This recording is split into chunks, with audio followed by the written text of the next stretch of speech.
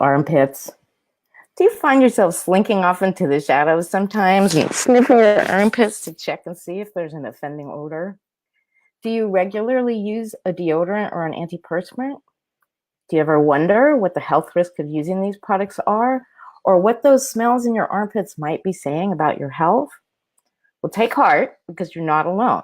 Did you know that over 95% of Americans aged 12 and up reach for a deodorant or an antiperspirant every single day, and they spend a whopping $18 billion a year, crazy, right, on just trying to cover up that body odor or reduce their sweating.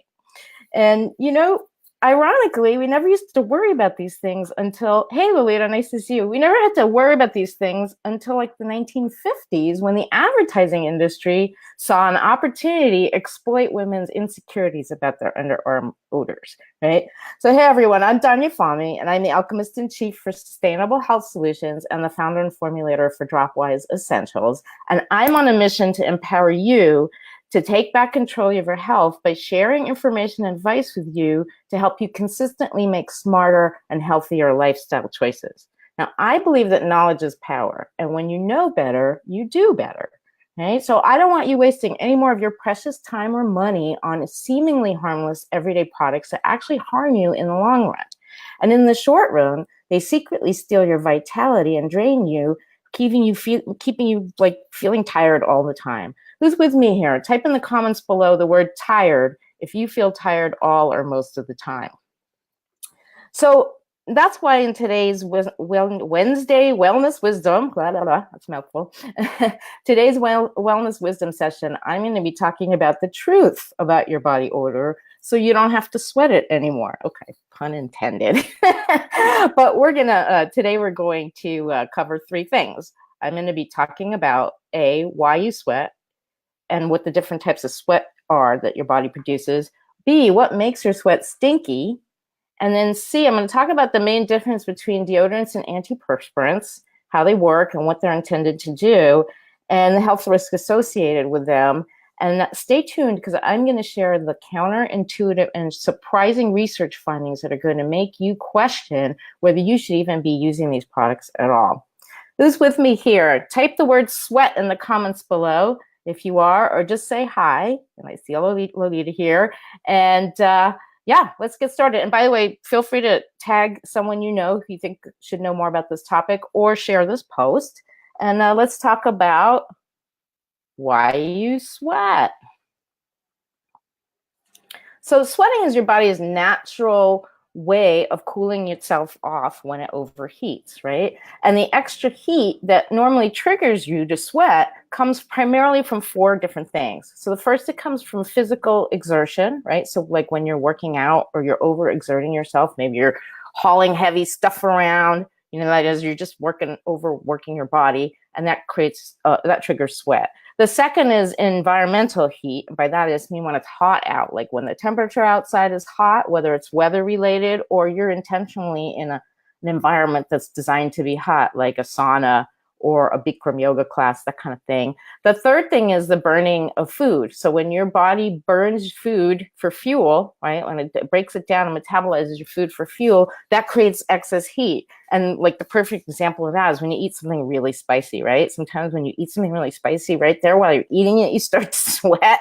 So that's another form of heat that's being produced in your body. And then last but not least is emotional stress or overly nervous, right? So remember, like when you're nervous, for example, like you're getting ready to go for a job interview, or you're going to make a public appearance and do public speaking. It's one of the biggest things that people fear, right? So that creates a lot of emotional stress, and that triggers sweat. Now, there are other things that make you sweat as well, but those are the four primary things that create the heat that triggers your body to release sweat. Now, when the sweat evaporates from your skin, it takes the heat off, like it removes the excess heat and then it cools you off. So even though sweating can sometimes be a little embarrassing, although it really shouldn't be, it's kind of just a natural bodily function that regulates and maintains your body's temperature. And it's actually crucial to your survival. So really not something to be embarrassed or ashamed about. Not only is it essential to regulating your body temperature, it also helps rid your body of toxins. It helps hydrate your skin, and it balances your body fluids and electrolytes. So, and in some cases, it can even kill some viruses and bacteria that can't survive in temperatures that are higher than your normal body temperature. So sweating is actually a good thing, right? So let's take away any of the nastiness around that. Now, there are two different types of sweats in your body, sweat glands, sorry. And let's see if we get that up there. Yeah. So one is called eccrine and the other is called apocrine. Okay. Now check this out. The average person has 2 to 4 million sweat glands in their body. Wow, right? Most of them are eccrine glands. And eccrine sweat is made up mainly of water and salt, so it's generally pretty odorless, and it's triggered mainly by environmental heat or physical activity. And because you've got so many of these glands in your body, the eccrine glands, they produce most of the sweat, not just in your armpits, but also on your forehead, in the palm of your hand. Oop, can't see that.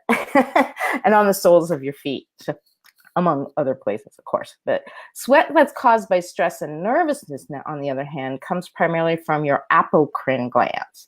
And your apocrine glands are found in areas where you have a lot of hair follicles, so mainly in your armpits and in your genital area. Now, if you worry about the way your armpits smell, type the word armpits in the comments below here.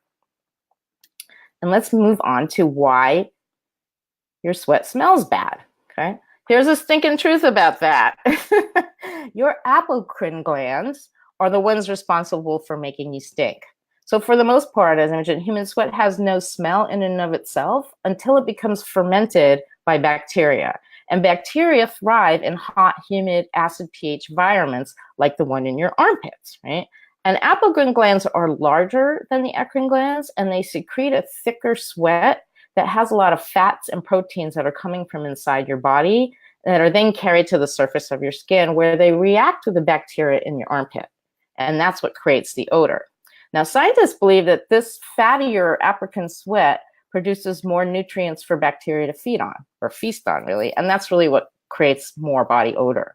Now, body odor, just to be clear, isn't in and of itself a sign or an indication of a health problem, but the intensity of the smell can be affected by the quality of your diet and the foods you eat. In fact, there was one study from Charles University in the Czech Republic that found that heavy meat eating can make your sweat smell worse. So it goes without saying, but I'm going to say it anyway. If you're living a clean lifestyle, meaning you have a lifestyle with minimal exposure to dietary and environmental toxins, your sweat on average should be close to odorless. Okay? Are you with me so far? Give me a shout out in the comments below if this is making any sense to you. So let's talk about the difference between antiperspirants and deodorants, okay? The basic difference between them is that antiperspirants are supposed to keep you from sweating. So they're supposed to cut down on the amount of sweat your body releases or block it altogether, while deodorants are just designed to cut down on the smell, what makes you stink when you sweat.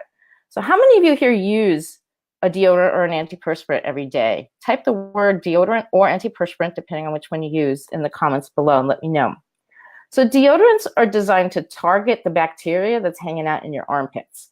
And it does that by making your skin a little too salty or too acidic for the bacteria to live in. So when there's no bacteria, that means there's no smell. Now, most deodorants are accomplished by using alcohol or some form of alcohol. And they also use, many of them use synthetic fragrances, which of course have their own inherent safety issues, to mask whatever smell may be left over by any bacteria that wasn't fully eliminated by the other active ingredients in the product. Now, antiperspirants, on the other hand, do the job using the exact opposite principle, right? So they work by plugging the ducts that carry the sweat from your glands to the skin's surface. So if there's no sweat, there's nothing there for the bacteria to feed on. So there's, ergo, no smell. Now, most antiperspirants have some or a lot of the same ingredients that are found in deodorants that kill bacteria, just as a fail-safe, like a backup. But their main function is really to keep you from perspiring, and they use aluminum salts, different types of aluminums, to block the sweat glands. Now, ironically, antiperspirants are designed to decrease the production of eccrine sweat, which, as I mentioned earlier, doesn't have any odor, really. And neither antiperspirants nor deodorants can decrease your apocrine sweat, right? So that begs the question of which product is safe, or are either of them safe, really? Now, while both products can really be seen to be interfering with your body's naturally occurring processes, antiperspirants are clearly more disruptive because they're intended to stop you from the sweating altogether, and sweating is a necessary function for regulating your body temperature, among the other things that I mentioned.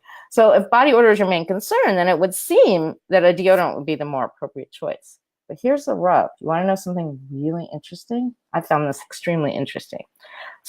Research studies show that people who use deodorants or antiperspirants develop actually more diverse bacteria loads in their underarms. That includes bacteria that produce stronger odors. So that leads to even more foul-smelling sweat. So what that means is using an antiperspirant or deodorant can actually make the stink from your armpits even more pronounced. So aside from the fact that antiperspirants can't prevent apocrine sweat, which we know is the one that makes you really smell the most, these products that you use to address your body odor have now been scientifically shown to make it worse. Shocking, right? I mean, whoa, I don't know, who's with me? Type the word shocked in the comments below if you agree. Let's talk about some of the additional health risks associated with antiperspirants. So antiperspirants carry the most risk. Though the research is inconclusive, there is some evidence there of a possible link to breast cancer and Parkinson's disease, and that's because the main active ingredient in antiperspirants is aluminum.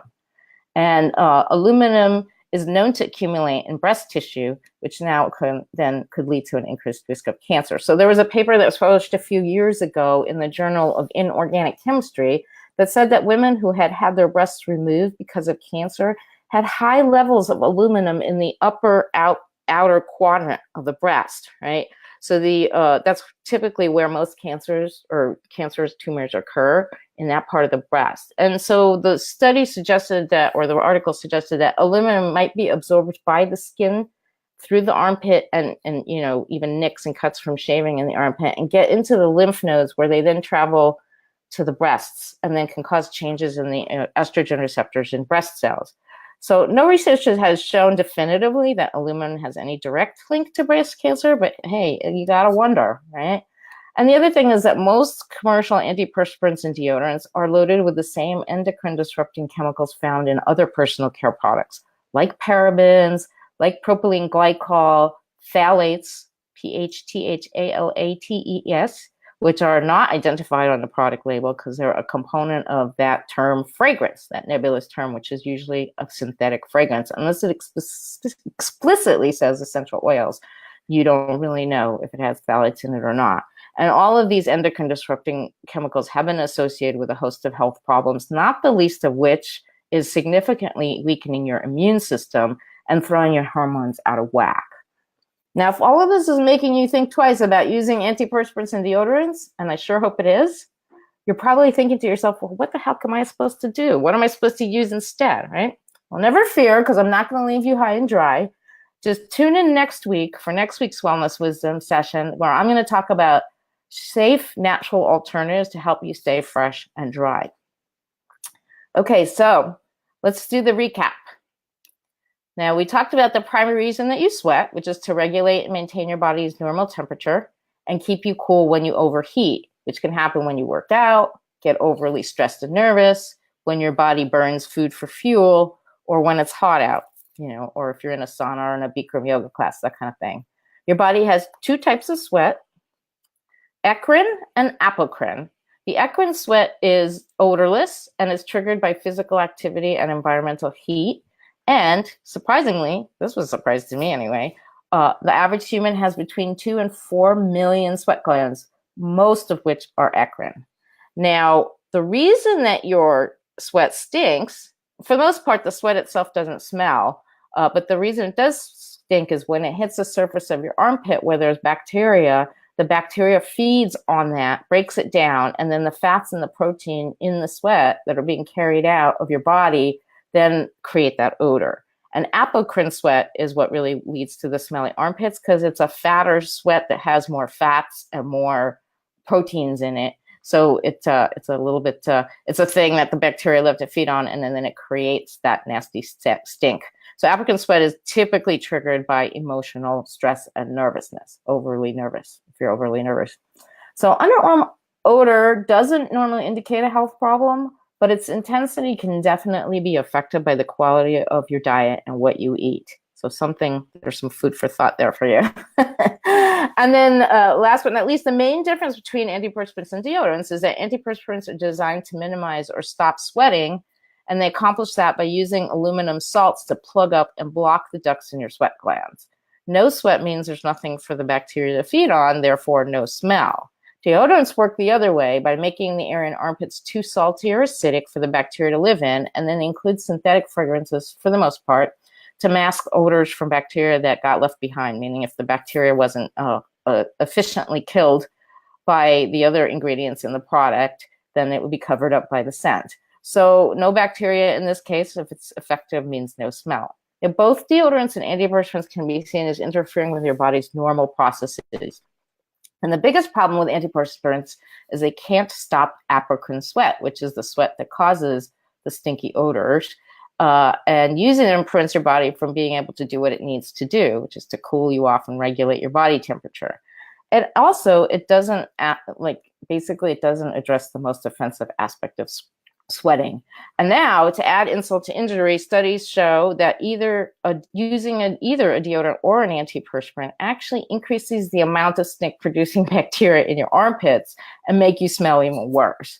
So there is also some concern about a link between antiperspirants and breast cancer because of the aluminum, but there's no definitive research that's showing a direct link. So that's it for this Wellness Wisdom Wednesday. I hope you found this information valuable. If you did, share in the comments below what you learned today. And don't forget to tune in next week to learn about the safe natural alternatives you can use to help you stay fresh and dry. That's it for today. Thanks, everybody. Bye now.